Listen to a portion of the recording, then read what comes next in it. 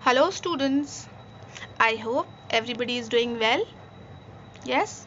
Okay, so today we are going to study about secularism, and before we start understanding what is secularism, let us go through the lines of one of the famous poems of Rabindranath Tagore. Let's see. Where the mind is without fear and the head is held high, where the knowledge is free, where the world has not been broken up into fragments by narrow domestic walls, where the words come out from the depth of truth, where the tireless striving stretches its arm towards perfection, where the clear stream of reason has not lost its way into the dreary desert sand of dead habit, where the mind is led forward by thee into ever widening thought and action, into that heaven of freedom, my Father, let my country awake. Now, these lines are taken from the famous poem of Rabindranath Tagore, which is telling us about the essence of India as a democratic country. It is telling about India being democratic. Now, democracy and secularism are very tightly held together in India, isn't it? Now, do you know what democracy is actually? So, in simple words, democracy is a form of government that allows people to choose their rules. Democracy means of the people, of by the people, and for the people. Now, do you know what is secularism? Well, secularism in India means equal treatment of all religion by the state, where the government does not interfere in any of the religious matter and allows the people to practice their own religion or belief. With the 42nd Amendment of the Constitution of India, enacted in 1976, the preamble of the Constitution asserted that India is a secular nation. However, neither India's constitution nor its laws define the relationship between religion and state. So, this is how India is practicing secularism. Now, India as a country does not encourage a single religion, but any or every religion can be practiced on this land. In fact, many religions like Hinduism, Buddhism, Jainism, and Sikhism originated in India only, and apart from that, many other ethnicities call India their home. That means that no one in India should be discriminated on the grounds of their religious practices and beliefs. So, this was the essence of secularism, but how can we ensure that it is actually practiced? Well, that is what we are going to discuss today through the chapter Secularism. Now, if we look back in time, we can see that people have been discriminated on the basis of religion for a very long time, isn't it? That we all know. In fact, the world history provides us with many examples of discrimination, exclusion, and persecution on the grounds of religion. Now, when we talk about discrimination on the basis of religion, the first horrific account that comes to our mind is the chilling execution of Jews under the leadership of Adolf Hitler in Germany. Now, you can see this Holocaust in Germany.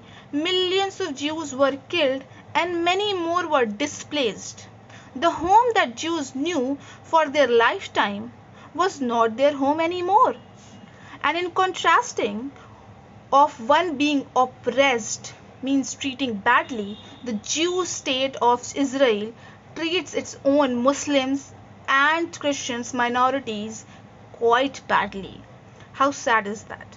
Similarly, in Saudi Arabia, the non-Muslim population, the people who are not Muslims, they are not allowed to build a temple or a church in the country. And also, in addition, they cannot practice in a public place and they cannot gather in a public place for prayers. These examples are the evidence that members of one religious community either persecute or discriminate against the members of religious communities. Now, this discrimination takes place more easily when one religion is given official recognition by the state at the expense of the others. Right? Okay, if a country or a state declares an official religion, obviously the other religion will be at loss. Like again, in Saudi Arabia is a theocratic state. Confused? Don't be. Well, what is the theocratic state? A theocratic state means a country that follows one particular religion, as state religion means they have one official religion. And in Saudi Arabia, Islam is their state religion. They have their official religion. Now, how can we determine that India in its true sense is a secular country or not? So we have already learnt that the Constitution of India gives us certain fundamental rights. Yes? Why have we got those rights? We have got these fundamental rights because it protects us against the state power, as well as it protects us against the domination of majority. And through these rights, it also allows every individual a freedom. What freedom? A freedom to live by the religious beliefs and practices that they believe in and also interpret as they want to.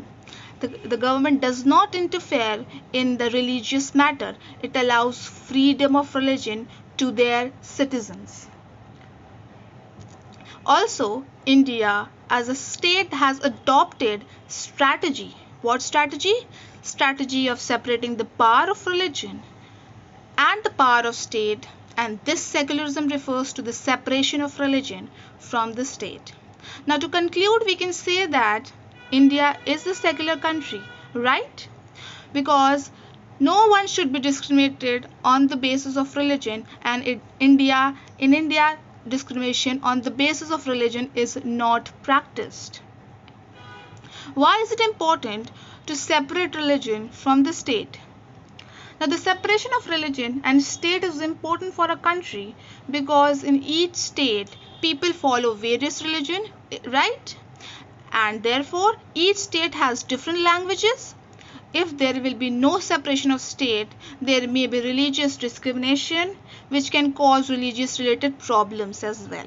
So it is necessary to separate the state and religion. Now, what is the importance of separation of religion?